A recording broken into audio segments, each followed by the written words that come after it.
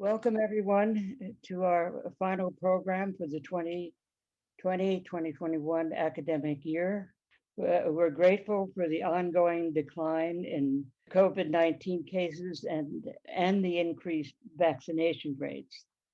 And we're hoping that beginning in the fall, we'll return to our programs hosted at the UCLA Faculty Center, of which we are the founding organization.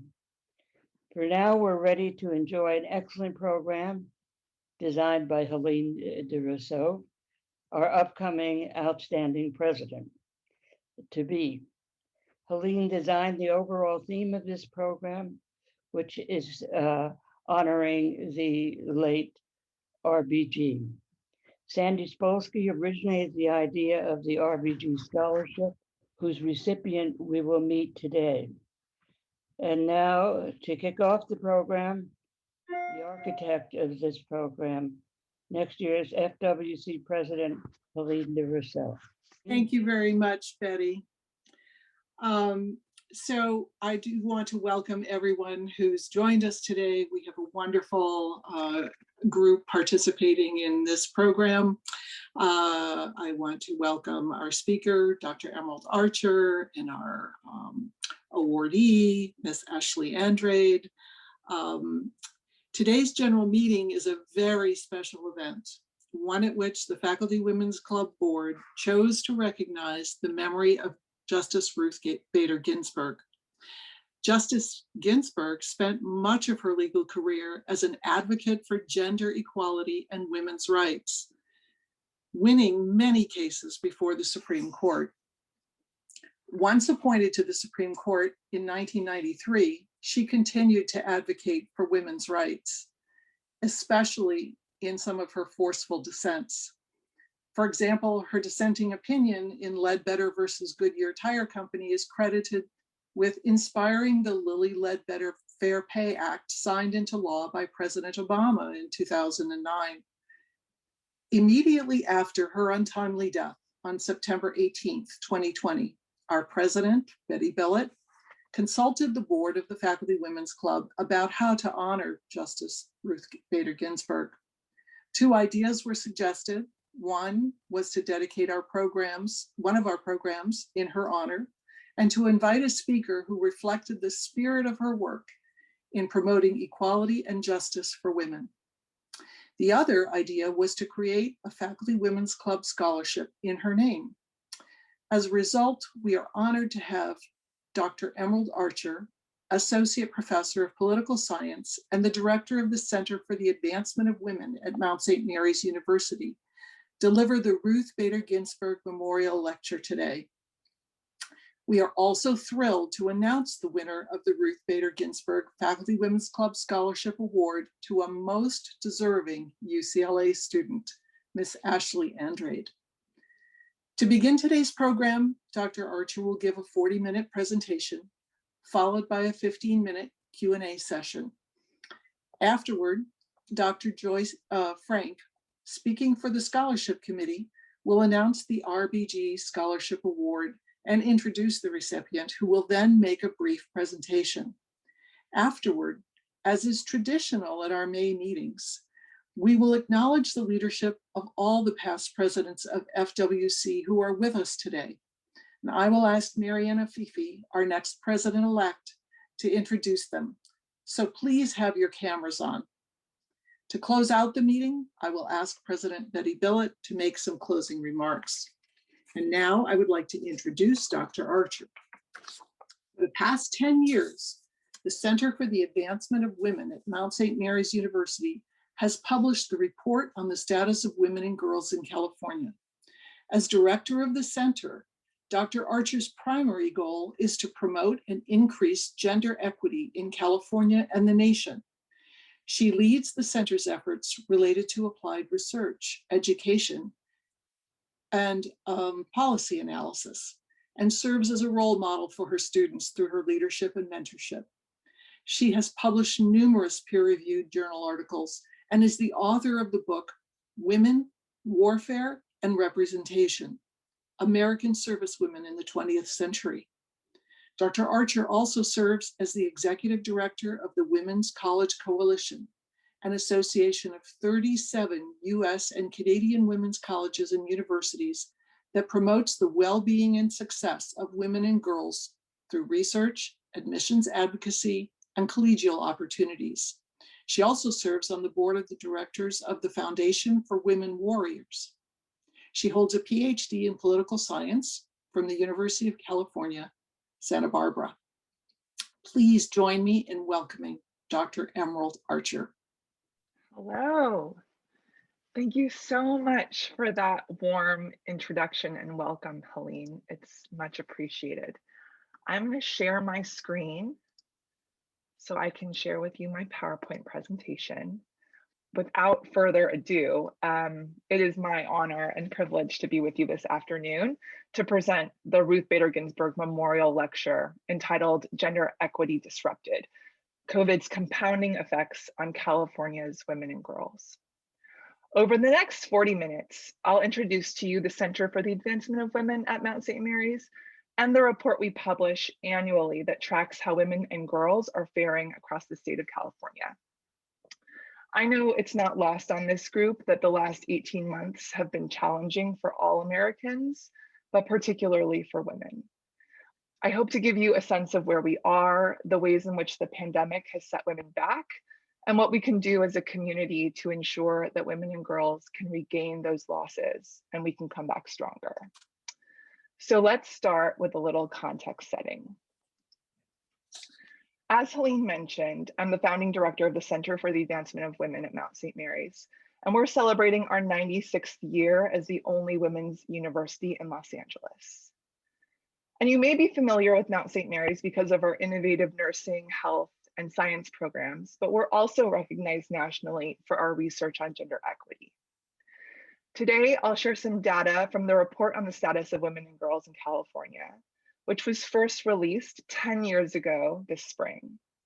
And since that time, the report has become one of the most authoritative collections of current research on issues affecting the 20 million women and girls who call California home. Now, this slide shows the various covers of our report over the past 10 years. And we produced the report to examine the progress women have made and the challenges still ahead of us.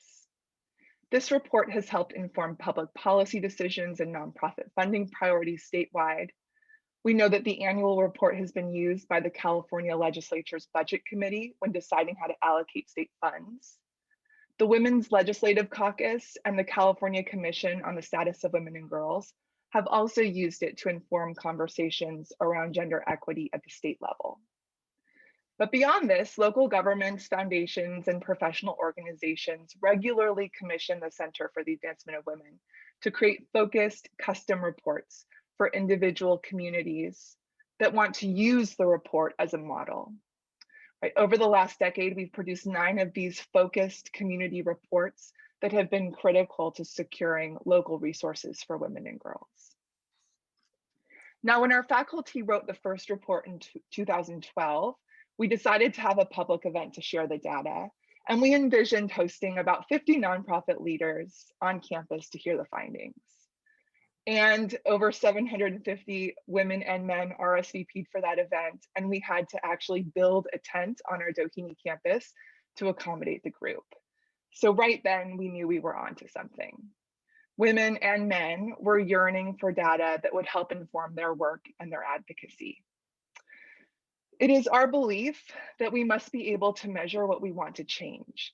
And as the only women's university in Los Angeles, we felt compelled to continue this work each year, to make visible what is often unseen, and to lift up the inequities impacting not only women and girls in our state, but across the nation. Our report has also inspired work and partnerships that have been invaluable to the university. In 2015, we were honored to partner with Mayor Eric Garcetti, First Lady Amy Elaine Wakeland, and the Los Angeles Commission on the Status of Women to create the first ever gender analysis for the city of Los Angeles. The resulting research provoked immediate change. Shortly after that research release, Mayor Garcetti issued an executive directive aimed at achieving gender equity in all city operations.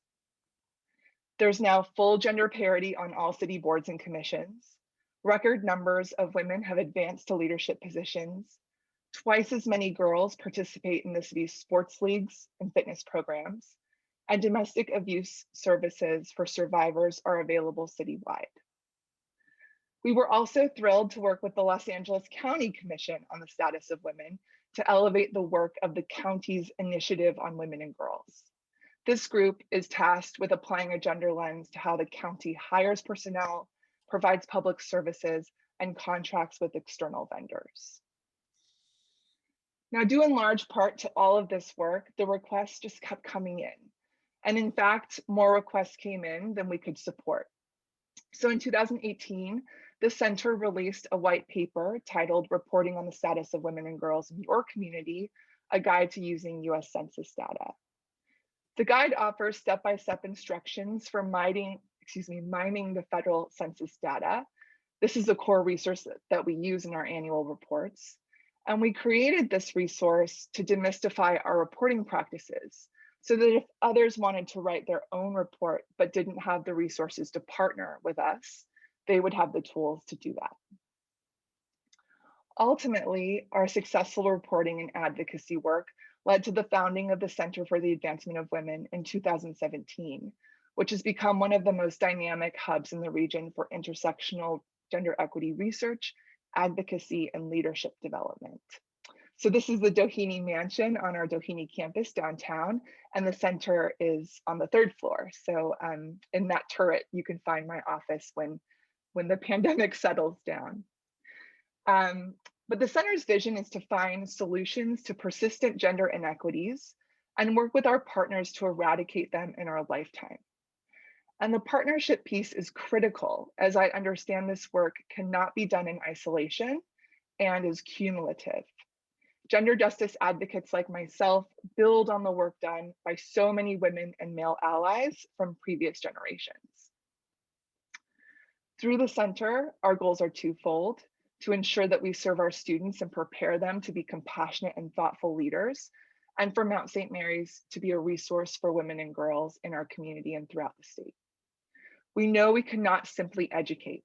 We must advocate and be vocal proponents for the advancement of women and girls. And we do this through our research and public programs. Over the past 4 years, the center has expanded public programming and funded research opportunities that adopt a gender lens. In ordinary pre-pandemic times, we host a research release event at the Skirball Cultural Center every March, where more than 1,000 professionals from across industries gather to discuss themes of the report to inspire positive change. In this image, you can see then State Senator Holly Mitchell, now LA County Supervisor, having a discussion with California's first partner, Jennifer Siebel Newsom, at our 2019 event. Our 2020 and 2021 events were both held virtually, and we hope to return to our live in-person event in 2022, if safety permits. Also, I hope you join us for that, because it is truly one of my favorite days of the year. It is so fun and inspiring. Every September, we hold our annual Women's Leadership Conference that allows women and girls from throughout Southern California to network, develop, and refine their leadership skills. Most recently, we've established a Legislator in Residence Speaker Series program that brings timely policy conversations to campus, as well as puts students in close proximity to power, which we think is important. Los Angeles County Supervisor Holly Mitchell was our first Legislator in Residence, and we're so lucky to continue to be in dialogue with her and other leaders from throughout the state. Now, the center offers these 3 public programming opportunities as a vital public service to Southern California, and we hope that through our transformative programming, we will inspire people to take action on issues that impact women and girls. So far, I've given you a lot of institutional history, both on the evolution of our report and also the development of the Center for the Advancement of Women. So you can see how our thinking has evolved when it comes to gender equity questions and research. I'd like to return to the center's mission. My work as director is to find solutions to persistent gender inequities and work with partners to eradicate them in our lifetime. I stand admittedly on the shoulders of giants. This work builds off of the important works of Susan B. Anthony, Sojourner Truth, Malala Yousafzai, Audre Lorde, and too many others for me to name in this hour. However, there is one other person I would like to pause on, and that's Ruth Bader Ginsburg, as we reflect this afternoon. We should ask ourselves, and indeed I ask myself regularly, what is her legacy and how can I build on it?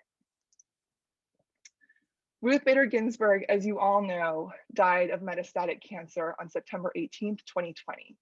And she was a leader whose words and actions changed our lives, all of our lives, of women across generations. She changed the trajectory of my life, and I'm sure she's changed yours as well. Justice Ginsburg was a student and a mother, a lawyer and a teacher, a judge and a citizen, whose example requires us to stop and take stock. She studied at the best universities, Cornell, Harvard, Columbia. She taught at two of those, Rutgers and Columbia. And she's perhaps the only Supreme Court justice to be so recognized in popular culture as the notorious RBG and by opera audiences. Known for her gifts of friendship, her work ethic, and brilliance, she defined and redefined what legal scholarship could mean in our daily lives. Ruth Bader Ginsburg's life and legacy reminds us of the importance of what Adrienne Rich once called claiming rather than receiving an education. In this, Ruth Bader Ginsburg reminds us of the incredible value of women's education, right? I teach at a women's institution, so I have to say this. I believe it too. But she reminds us that passivity in the face of injustice is unacceptable, and of the call to lead, to serve, and to pursue justice. Whether we met her in the classroom or courtroom, in film or dissent, she taught us in the vibrancy of her intellect and the intensity of her devotion to justice. Ruth Bader Ginsburg changed each of our lives, building institutions that required us to value women, changing the world through litigation and judicial decisions that made clear that women's rights are human rights. She called us, and her legacy continues to call us, to be better leaders and to be a better nation in which liberty and justice are for all. When Abby Gluck, a Yale Law School professor and former clerk of Justice Ginsburg's, was interviewed about her legacy, she said, quote, "For women, she was the most important legal advocate in American history. She changed the way the law sees gender. The United States Supreme Court did not even recognize that the Constitution prohibits discrimination based on gender until 1971, when she argued in front of the Supreme Court," end quote. In short, the court's recognition of constitutional equality of women is only 50 years old. And we have RBG to thank for that revelation. The work of gender justice is, of course, incomplete, and we honor her by continuing the work, by the continued pursuit of a more perfect union that values all of us. Looking back, 2020 was a tough year, wasn't it? We lost RBG, but I'd also like to take a few moments to linger on 2020 because the year was marked for significance for me. We know now that it was marked for significance because a global pandemic decided to rear its head, right, once in a century. But there is another century marker that I had hoped to really focus on over the course of the last year, and that's the 100th anniversary of securing women's right to vote. I had so many plans on research and public programming focused on this historic occasion, but the universe had different plans for all of us. We know that the gender justice work is incomplete because in 2020, there were still so many unfulfilled promises. I will show you a short video that we made last year to underscore some of the inequities we covered before the pandemic surfaced in just a moment. But before I do that, let me continue to pull on this thread from RBG to the centenary and to gender justice work that continues today. In 1911, as many of you know, California became the 6th state to guarantee women the right to vote. This victory came 9 years before the 19th Amendment secured the vote nationwide. the centennial that we celebrated in 2020. Agency at the ballot box did not come easy. It took a broad spectrum of women, nearly a century of organizing and lobbying, of political defeats and marching feet to secure the right to vote. The same spirit that inspired suffragists back then animated gender justice workers like Rbg and those that continue this work today. Every day, women claim the power that comes with the full and equitable participation in determining the future of our country, our state, and our communities. I see women using their voices to advocate for pay equity, paid family leave, and for pipelines to positions of power. And I see women mobilizing communities around issues of economic and social justice, from the fight to the $15 federal minimum wage, to Black Lives Matter, to Me Too and Time's Up and beyond. When teenagers like Greta Thunberg and Emma Gonzalez speak out about climate change and gun violence, when Stacey Abrams speak up about voter suppression, when Megan Rapinoe says that she and her teammates won't accept anything less than equal pay, those women are claiming the space in the public sphere for diverse sets of voices to be heard. They're empowering all of us and others to speak up and to find solutions to problems old and new. They are moving us forward. And we need more of that today. We need the strength and tenacity of the suffragettes. We need male allies to stand with us.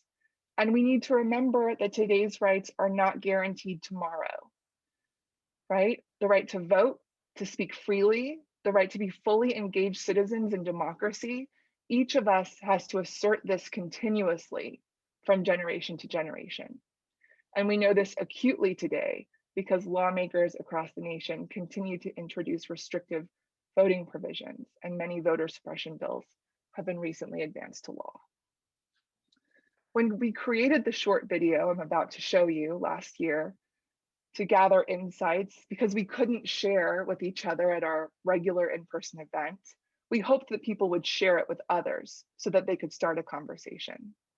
And perhaps I'm too close to the data, but always when I see this, it chokes me up because there's still so much work to do.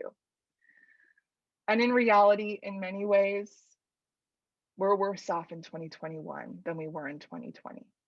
But our 2020 report compelled folks to ask themselves, what can I do to ensure California women and girls across the country and around the world are better off 100 years from now? When the 2020 report was in production, we did not fully understand what was ahead of us, and this question continues to resonate today. So I hope the video just gave you a sense of how we treat the topic of intersectionality in our reporting. To bring back Rbg into the discussion, she modeled intersectional feminism for us, and she clearly understood that gender was not the only axis of inequality. And we understand that as well at the center. There are many other axes, from race and ethnicity to socioeconomic status and sexual orientation and more, that inform our lives, our choices, and opportunity. Coined by Kimberly Crenshaw in 1989, the term has been influential in allowing us to see more clearly how the intersections of race, socioeconomic status, and gender and others determine both overt and systemic privilege and discrimination. As you will see from the data in the next portion of the presentation, and as many of you know personally, women have vastly different experiences based on their distinct identities, particularly when it comes to economic well-being, the workforce, health and wellness, and safety. The intersectional lens continues to be the major frame we use when discussing inequality among California women and girls. So this year's report, which we released on March 31st of this year at a virtual event, it focused on COVID-19 and the often disproportionate impacts the pandemic has had on women and girls. So now what I'd like to do is share some demographic information and then focus more intensely on what the pandemic has exposed. So let's start with some demographics. Women make up 50% of the state's population, and approximately 19.9 million women and girls call California home. When we break this down by race and ethnicity, 6% of California women and girls identify as 6% identify as African American, 16% as Asian American, 39% as Latina, 36% as white, and 3% identify as all other races. And all other races pertains to women outside of the 4 major categories just mentioned, and for women who identify as 2 or more races. The gender wage gap is stubborn and a persistent inequity that we track annually. If women don't earn equal pay for equal work, it will have ripple effects throughout our lifetimes. They won't be able to save as much, invest as much, or pass on as much wealth to their descendants as their male counterparts. Currently, California women working full-time year-round earn 88 cents for every dollar men earn. That's down 1 cent since we reported the statistic in 2019. Additionally, we know that if we disaggregate by race and ethnicity, if we break this out to see how women of color earn, the gap becomes far bigger, right? Compared to white men who earn some of the highest earnings, white women make 79 cents for every dollar a white man earns. Asian American women make 76 cents for every dollar a white man earns. African American women make 61 cents for every dollar a white man earns. And Latinas make 44 cents for every dollar a white man earns. Women of color simply don't have the same opportunities when it comes to earnings over their lifetime. The wage gap also exists across all occupational clusters that the US Census tracks. So from healthcare support positions to legal positions across the state, men make more than women, period. Now I'd like to switch gears. We know that the pandemic has revealed gross inequities for BIPOC, Black, Indigenous, and people of color communities in our state. It has also disproportionately affected women and threatens to roll back gender equity gains we've made in recent decades. We only have limited amount of time here today, so I'd like to share some data that is truly concerning and needs our immediate attention. I invite all of you to dive deeper into the data itself by downloading our report, which I'll share with you at the end of the session. But here's what we've learned and what the pandemic has exposed. One of the most startling data points is that Californians who are suffering most from COVID-19 are Latinx. While they make up 39% of the state's population, they comprise almost half of the COVID-19 deaths, 47%. Looking at education, which is obviously one of my greatest passions, and I imagine it's one of yours since we're all here. Again, we see race determining opportunity and advancement, especially during the pandemic. The reliance on online learning has revealed inequities in resources available to K-12 students in our state. In April 2020, at the peak of the pandemic, nearly 3/4 of students always had access to computers for educational purposes, and 78 had access to internet, 78%. By September, roughly 80% of all California K-12 students had access to a computer.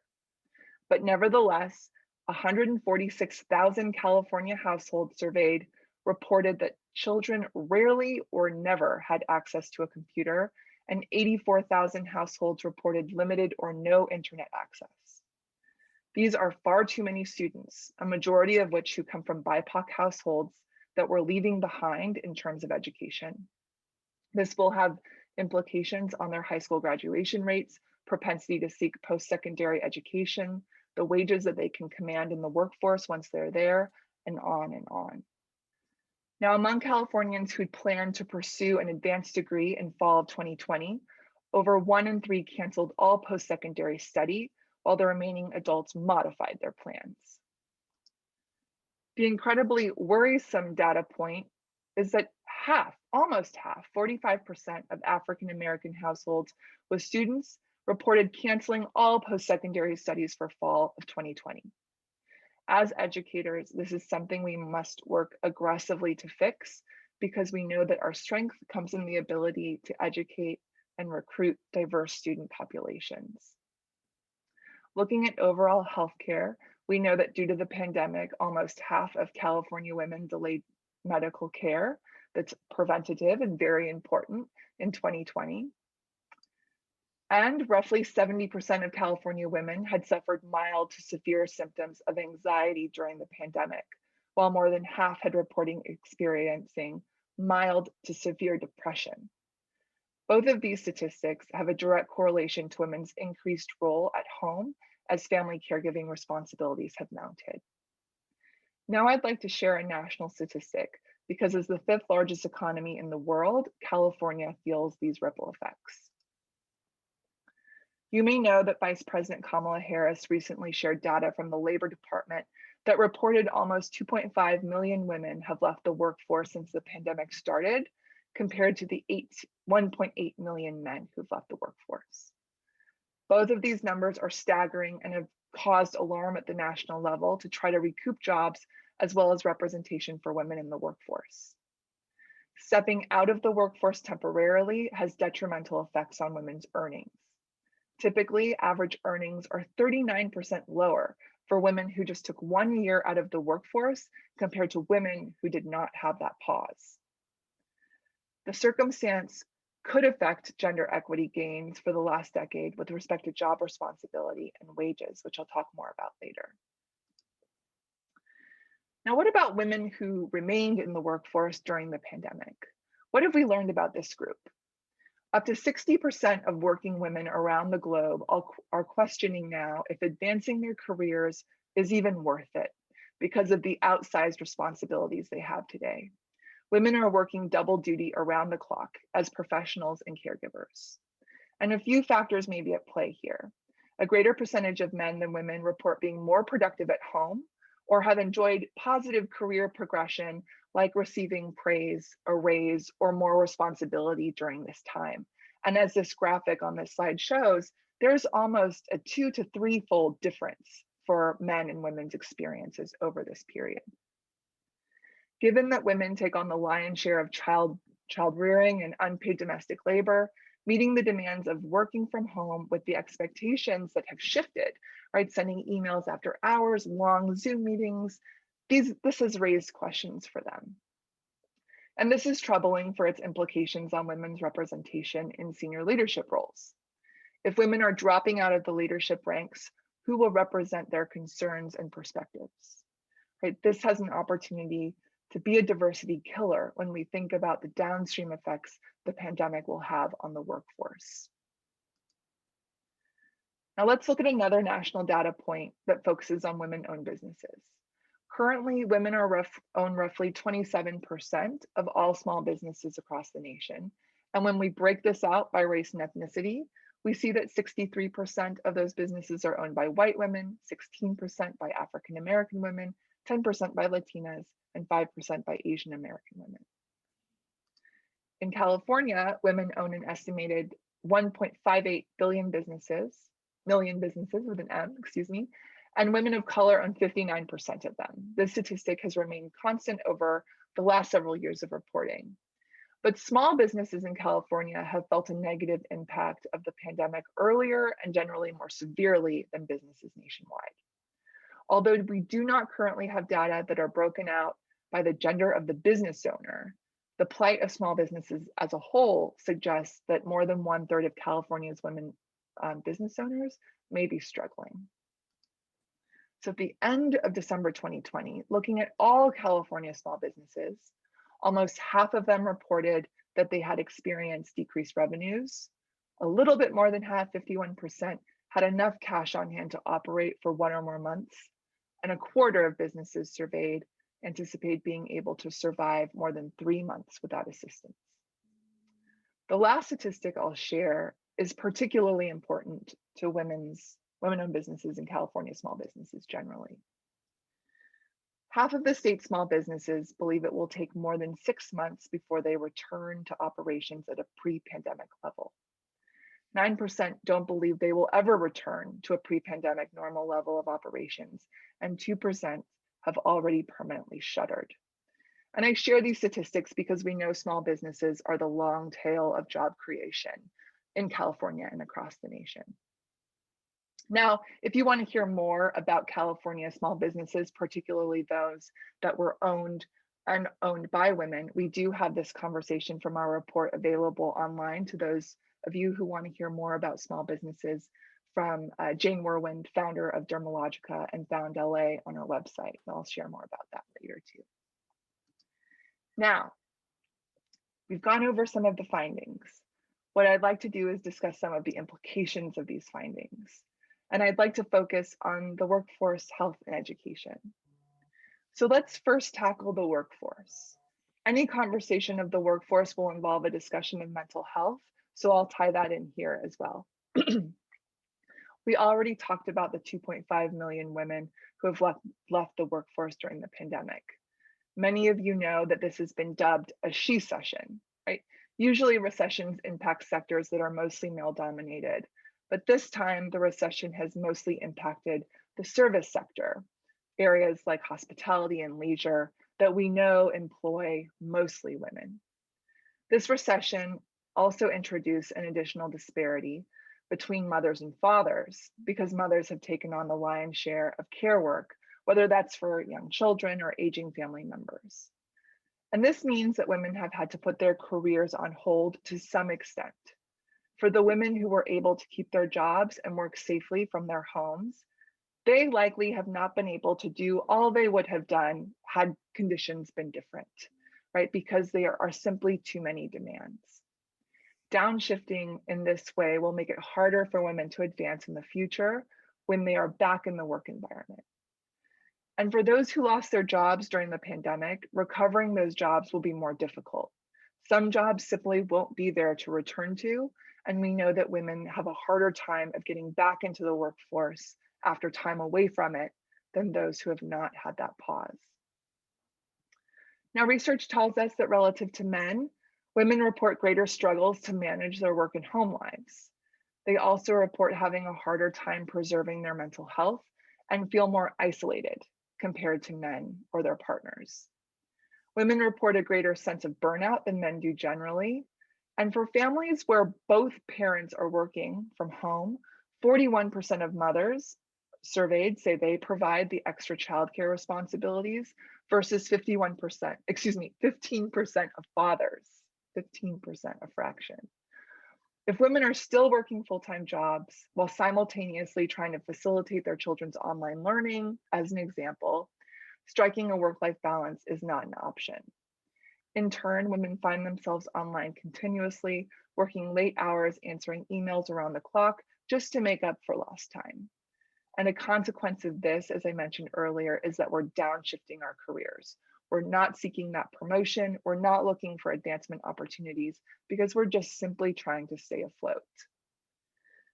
And if this is the case, these choices have downstream consequences for the growing wage gap, right? If women are not commanding larger salaries, and for women occupying leadership roles in organizations.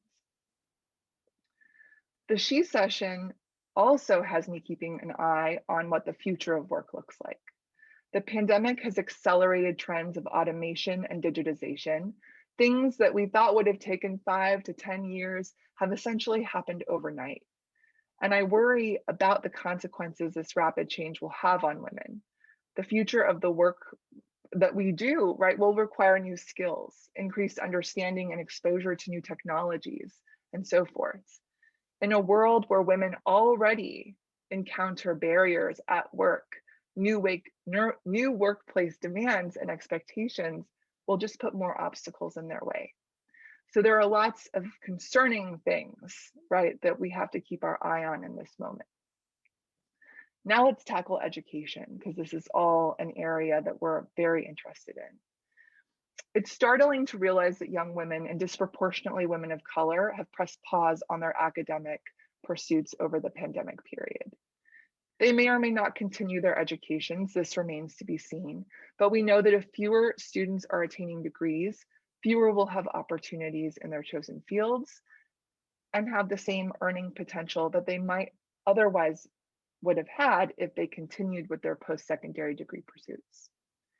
If students with diverse background and experiences are not entering their chosen fields, we know that organizations will suffer. We cover education every year in our report, and every year I'm reminded that education is a pathway out of poverty. Education is tied to economic well-being. If you don't have a high school education, your chances of living in poverty increase significantly. And we know that without a college degree or an advanced degree, there are many positions that are locked out, right, that lock women out. In general, median earnings would increase with educational attainment. Based on median earnings, those who hold a 4-year college degree have an annual income more than 2.5 times that of workers with a high school diploma in California. So we need to do all that we can to make sure that California's youth have the resources, tools, and support they need to stay the course and navigate their educational pursuits during this pandemic. And when we look at younger students, those in the K through 12 bracket, the achievement gap between white and non-white students that we understood before the pandemic has only widened. We know that some communities don't have ready access to computers or stable internet connections, two absolute necessities in order to continue education over the last 18 months. Without a connection to their teachers and the appropriate curriculum, under-resourced students will be left behind. Many teachers have had to make the best out of a very challenging situation and quickly learn how to teach young children online. And this is commendable. But having said that, a one-size-fits-all approach to online education often shortchanges students with unique needs. For example, English learners may be shortchanged in their efforts for language acquisition, and students with disabilities may be left in the cold because they're not exposed to the various modalities of teaching that are essential to their learning. Essentially, many students in our state and across the nation have been left behind due to no fault of their own. And this gap in their learning will have ripple effects across their lifetimes. We will see dropout rates increase, the earning potential of these students decrease, the doors close on opportunities that they may have had without the COVID-19 disruption. Now, I could spend an extraordinary amount of time talking about the consequences of this pandemic and what it means for women and girls. And all of that data was really daunting, but I want to end or kind of make some concluding remarks about glimmers of hope. Over the last 18 months, we've learned a lot, and we can capitalize on this by reimagining a more equitable world. The first glimmer of hope that I'd like to offer is that organizations and leaders are beginning to understand that we are not just workers in a workplace. We have family, we have additional responsibilities that our colleagues can see, right, very easily on these Zoom meeting sessions. We can make the most of this moment and take lessons from this period regarding the flexibility of work and about being whole human beings. We are recognizing flexibility and the fact that people have whole lives outside of the workplace in a way we never recognized it before. And we can refashion corporate work culture with this understanding to humanize the work experience. Second, I think the conversation about gender roles and traditional gender roles particularly have been disrupted over this period, although perhaps not upended. We know that in homes where both parents work, 41% of women are taking up the majority of childcare responsibilities, right? While 15% of men are reporting that they take up the majority of the childcare responsibilities. All men, right, in this moment have experienced at least a fraction of what women experience all the time. The aperture for the conversation about shared labor has widened, and we can talk about this more openly as a community and society. We need to think about gender role expectations as a workforce problem rather than a women's issue. Even though we've been having this conversation for a very long time, we're having it in a different way now because of the pandemic. Finally, we're going into a moment of reinventing society. There's going to be funding that's poured into our economy as we think about recovery. We have an opportunity to channel all of this in very positive ways, whether we're thinking about childcare infrastructure, thinking about childcare as infrastructure, thinking about the digital economy, and making sure that women are part of the digital economy going forward, creating programs that utilizes a gender lens to build professional skills for the workforce. If we can do this with a gender lens, there is an opportunity to get it right. Now, as I wrap up, I hope that I have adequately conveyed that COVID-19 has had compounding effects on women in California that have the potential to stay with us for generations. And I know that when we hear this data, it can feel dismal and daunting, But we also find hope in the data because we know that with collaboration and awareness can bring positive change, right? It brings me back to that mission of the center. We produce this report every year to create a platform for discussion like this, to examine the progress women have made in our state and to explore the challenges that are still ahead of us. By working together, we know we can find solutions to these problems. And I know this is a highly engaged group of women and male allies, but some of the main action items that we continue to discuss at our events are the importance of supporting women, sponsoring and mentoring them, and working with our elected officials and other advocates to continue the fight for a more just and equitable society. We are counting on your passion, your energy, and your voices to create the positive change we need to see in the world right now. And just as a reminder, this presentation only scratches the surface of the report. I encourage you to download the full report online to be informed and to share it with your networks. Then you can download it at msmu.edu/status of women. And with that, I will turn it back over to Helen. Thank you. Thank you very much, Dr. Archer, and what a informative and impressive presentation, and the data are just compelling. We have some questions for you. So let me begin by posing some of them. Let's start with a question from Joe Knophoff, who says, thanks for a very interesting talk. The statistics about women postponing medical care and suffering anxiety during the pandemic are concerning. Do you have data on how those figures compare to the same issues for men? Yeah, so our report does cover the difference between men and women, generally with respect to anxiety and depression. And you can guess men have not reported feeling those feelings to the degree that women have. So I can quickly, if you want numbers, I can quickly flip to our report and find them. But by and large, women are reporting greater kind of distress, right? And we're kind of connecting that to all of the other things in their lives that they have to worry about on top of themselves and their jobs and all of that. Mm-hmm. And postponing medical care is an important consideration both for women and men.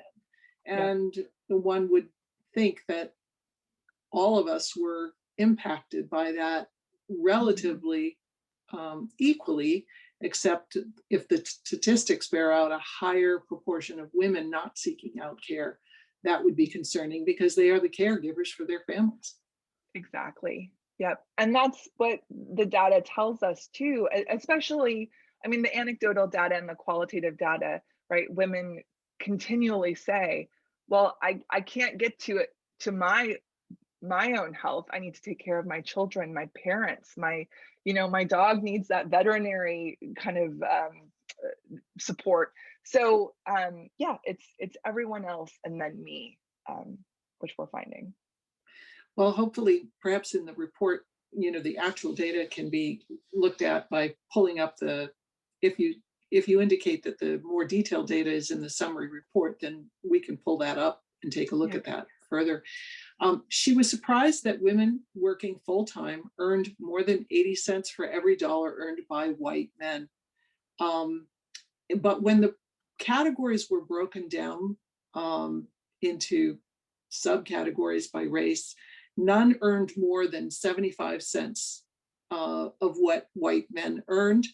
And so one would have the question, how do you get to the overall average being more than 80 cents for every dollar when none of the breakdown categories earned more than 75 cents? Yeah, so that the first statistic is comparing all women to all men. The second statistic is comparing white men, the folks who earn the most, right, to the disaggregated categories, to white women, to Asian American women. So that's how you get that differentiation. Great, thanks for clarifying that. I had the exact same question when the slide came up. We have another question that says, the report takes into account gender and ethnicity and age into the equation. Are there any data concerning cultural as well, religious, communal variables? Do you look at those as well in the data collection process? So unfortunately, no. And the reason why is that we're so heavily reliant on the census data to pull from for these reports. So for this report particularly, we do have other reports that we draw from that, are coming from nonprofits or other businesses. But we're really pulling from the Pulse household surveys that were done through the census during the pandemic period itself, and the business pulse surveys. So to really get a sense of how small businesses and California businesses are doing during this period. And unfortunately, they don't do a lot of reporting on cultural variables and things of that nature. So it's not found in our report either. But we are planning to really shift our reporting practices in 2023 with primary data collection. So that's an exciting kind of thing on the horizon where we'll be much more in control of the data we can report on because we're collecting it ourselves. Great. A related question is, what's the size of the data what's the size of the sample that you're using? I know you're using these publicly available data sources. Is it a large sample size? Yeah, so it's in the tens of that, like 10 to 17,000, depending on the survey we're looking at. So the N is sizable. We can draw good conclusions from that. Right, good. So looking at salary disparities, if one looked at age categories, would you see that in younger women, the disparity is decreasing compared to older women in terms of earning capacity? That's a good question. So what I think is really interesting, and we looked at age particularly, and ageism in our 2019 report. But what I thought was fascinating, and what many of the audience members might already know, is that women continue to command larger salaries or earnings until they get to about 28 to 35, right? And we know that it's around that age when women start having children. So once they hit that, their earnings kind of stagnate and go down, right? As they get older, they make less. And they never recoup the losses from what happens after they take that pause with maternity leave and whatnot. And we know that that's called the maternity penalty, right? The motherhood penalty. Women who have children make far less. So the question is about or earnings after that, right? Much older, or? Yes, the question really is, are younger women, is the disparity in their earnings greater or less than the disparity with older women compared to men? I think the disparity is less for younger women than it is for older women, absolutely. But it starts to decrease after childbearing age. Right, and men's just continue to increase. Got it.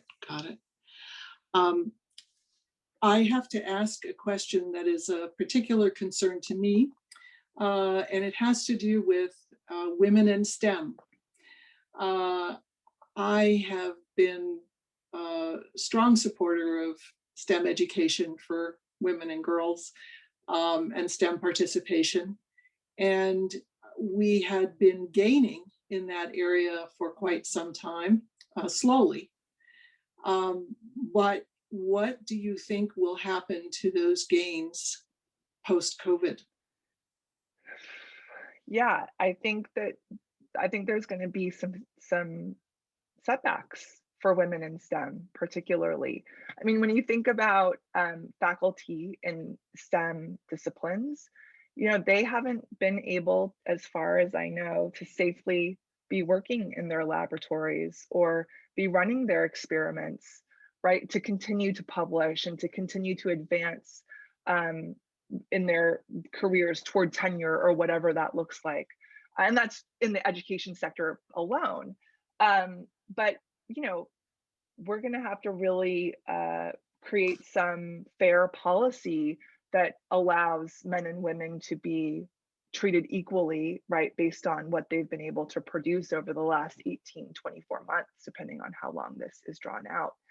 I think for young students, going through STEM programs, they certainly have not been able to do like the, real rigorous training that they might have otherwise had and had to think through some online modalities. So I think pausing their educations, right? It's going to take more time for them to kind of funnel into industry. And that might have some effects on their earning potential.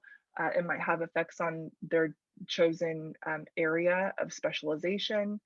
So I think the pandemic period is going to affect women in STEM as it might have affected women in other disciplines, that we're really just going to have to figure out how we evaluate this period and help women advance and kind of continue with the baton down the track.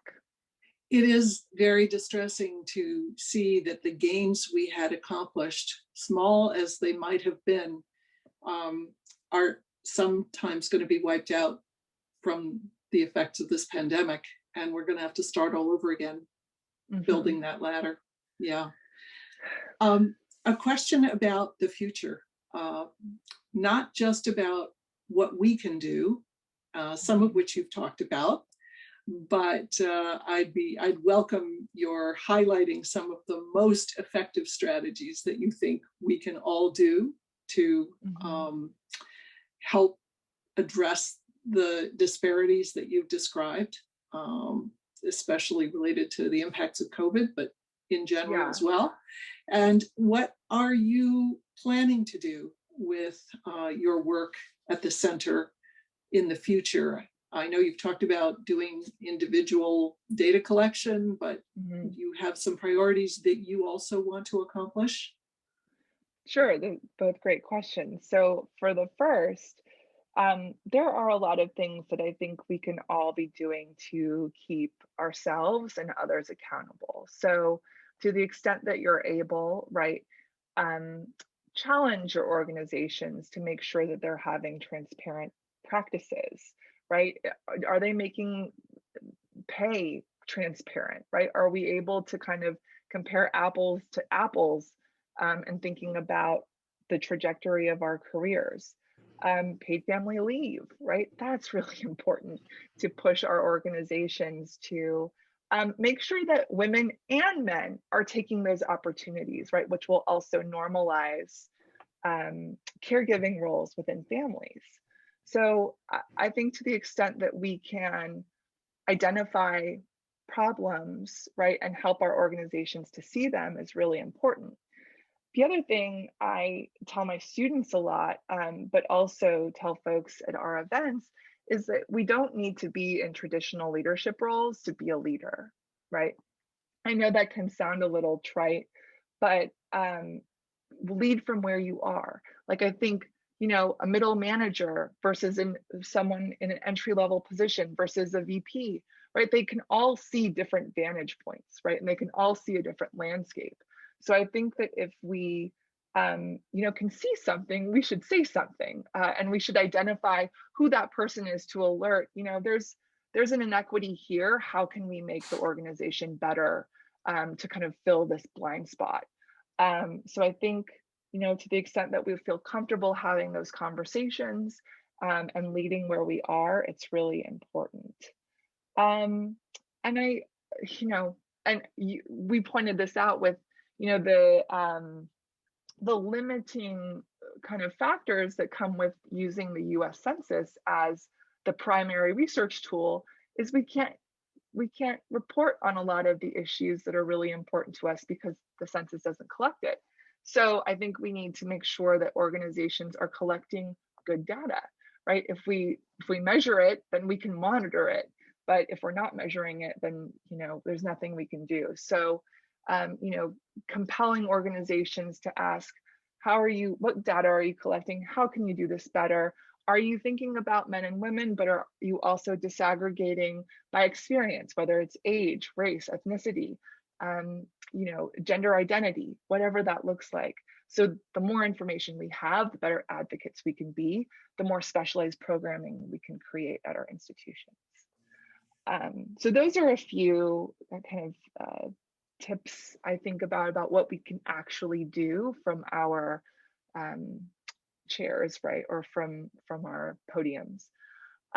In terms of the Center for the Advancement of Women, this is a really, it's an exciting time and a little bit of an infuriating time, right? Because we are set back, and now it's a moment where we can think about, okay, well, what are the programs that the center can create that can be a safety net for women in the community, whether it's our students at Mount St. Mary's, whether it's women and girls across Los Angeles. What programs can we put in place that will allow them to kind of get back up, dust themselves off and carry on in a way that makes sense? So, we do, to your comment about STEM and its importance, we run an Expanding Your Horizons workshop, usually in April for LAUSD students who are 5th grade through 8th grade on all kinds of STEM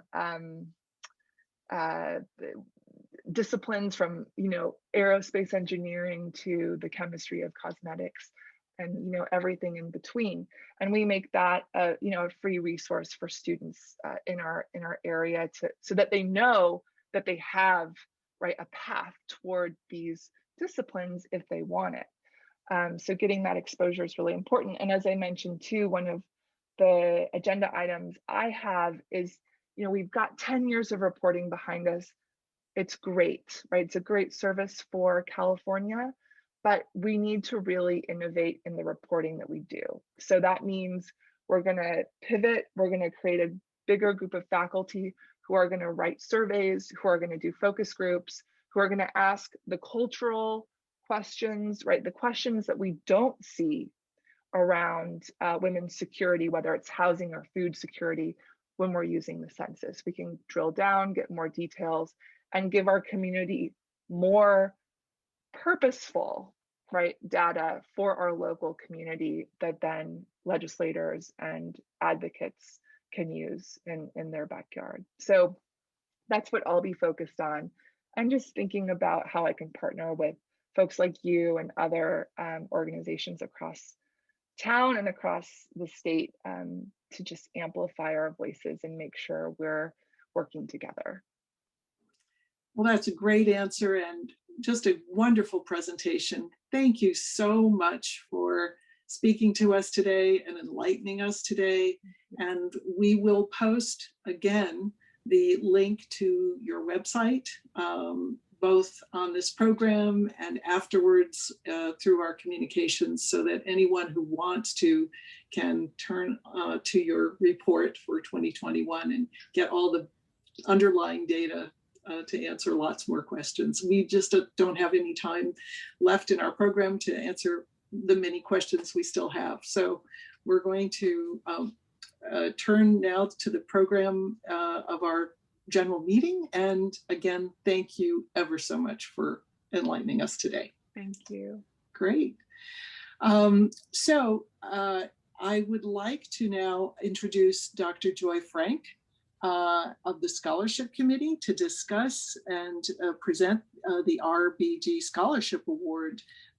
Joy? Yes.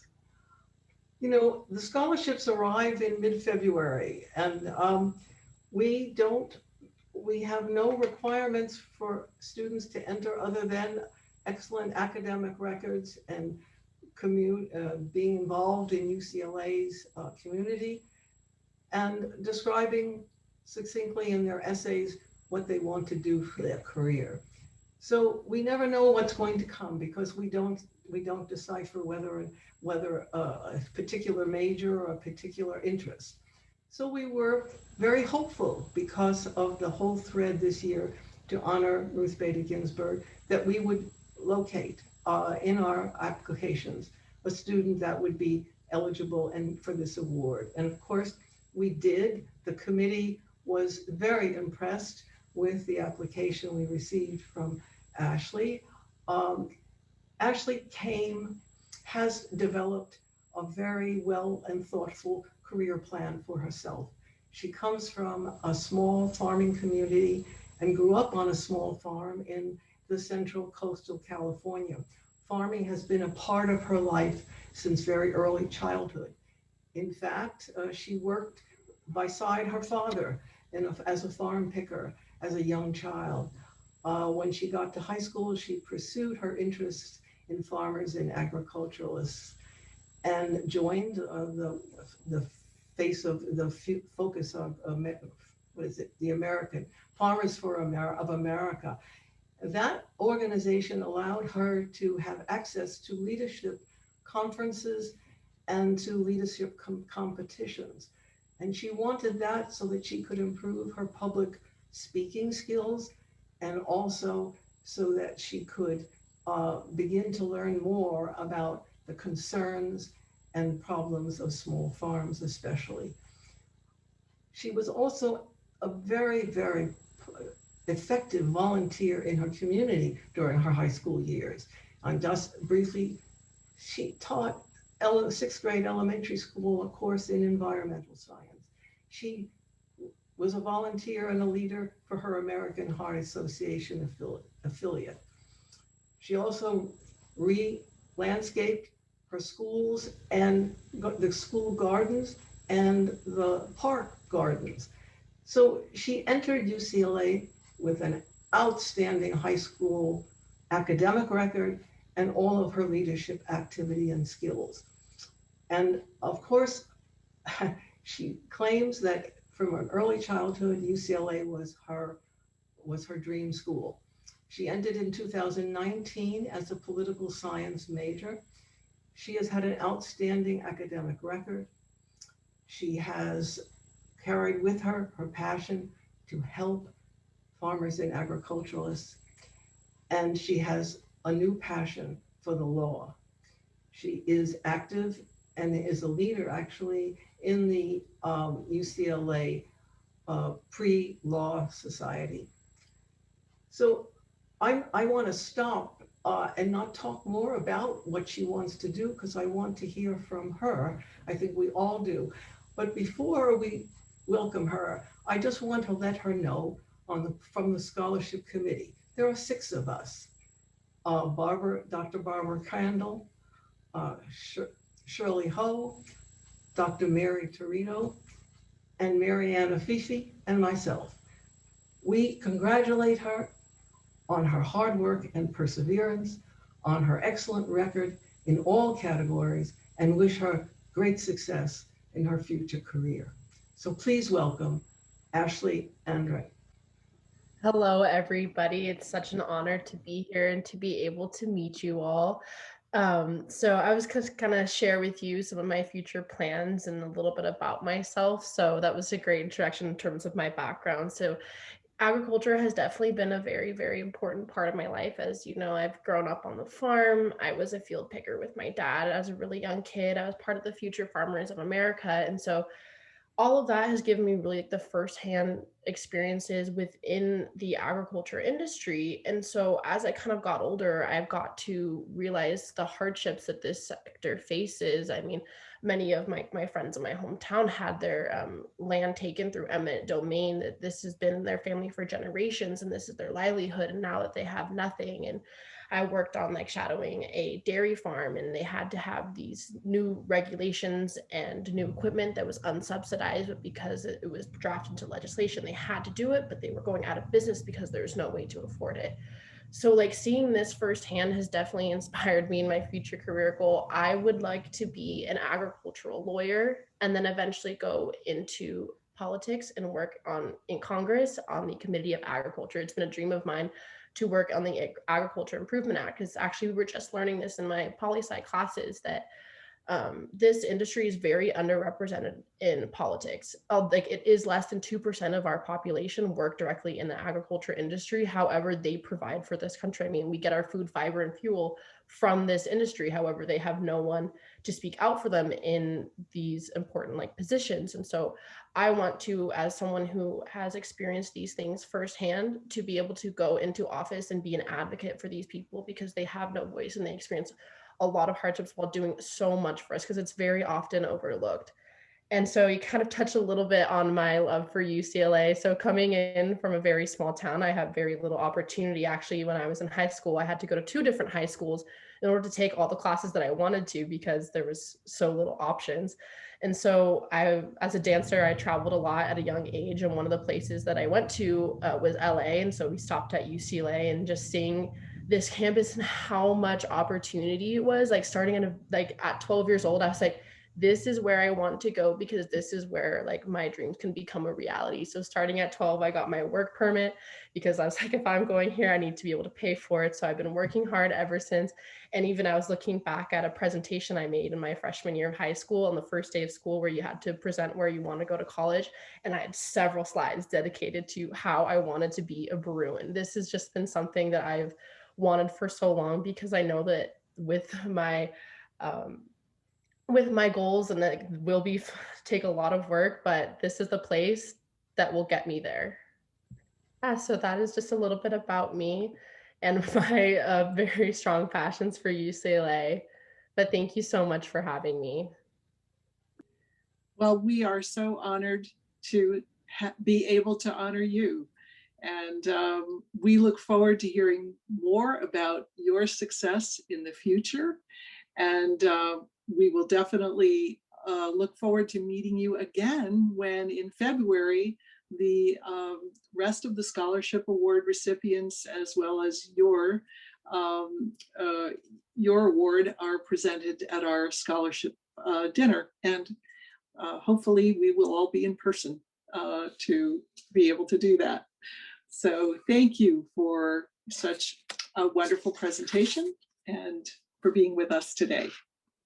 Good. I would now like to ask Mariana Fifi to come to the screen to introduce the past presidents, as it is our tradition at the May meeting. Marianne. Thank you, Helene. And thank you, Joy and Ashley and everyone, and our speaker, Emerald, for wonderful presentations. It is traditional that we honor the past presidents of this organization at this meeting.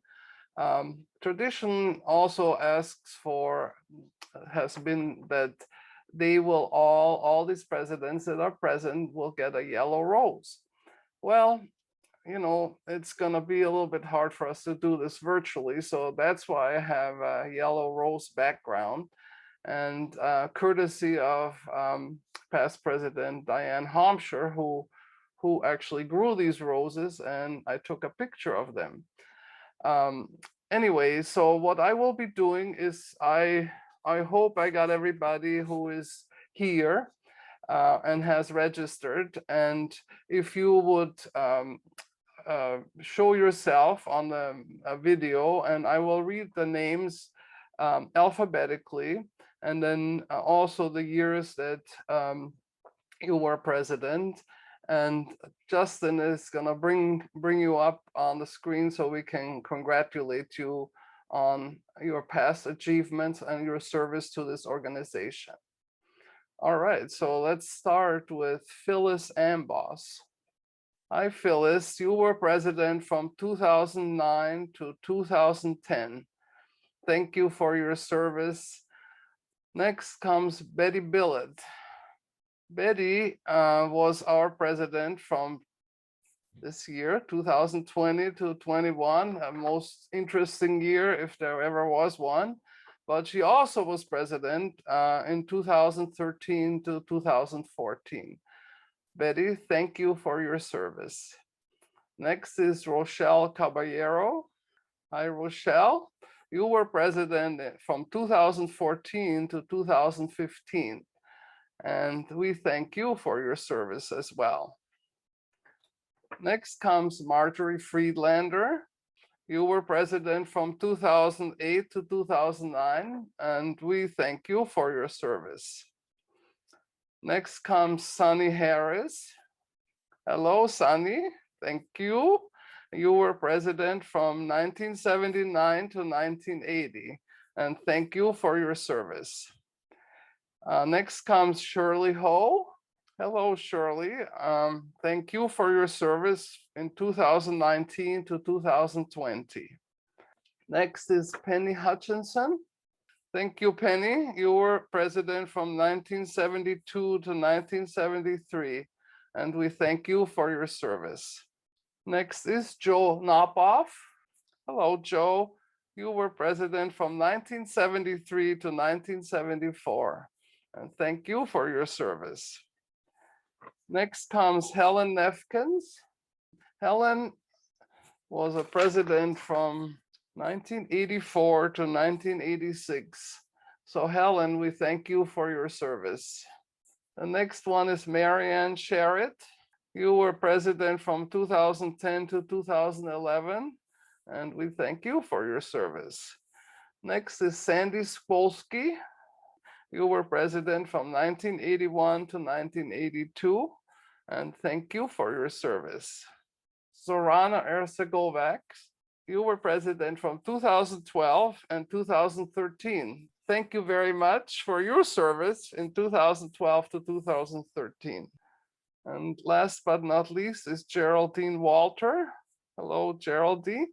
You were president in 2018 to 2019. And we thank you for your service. Thank you all for your service as presidents, and thank you all for coming today and attending. And I hope we can give you a real roles next year.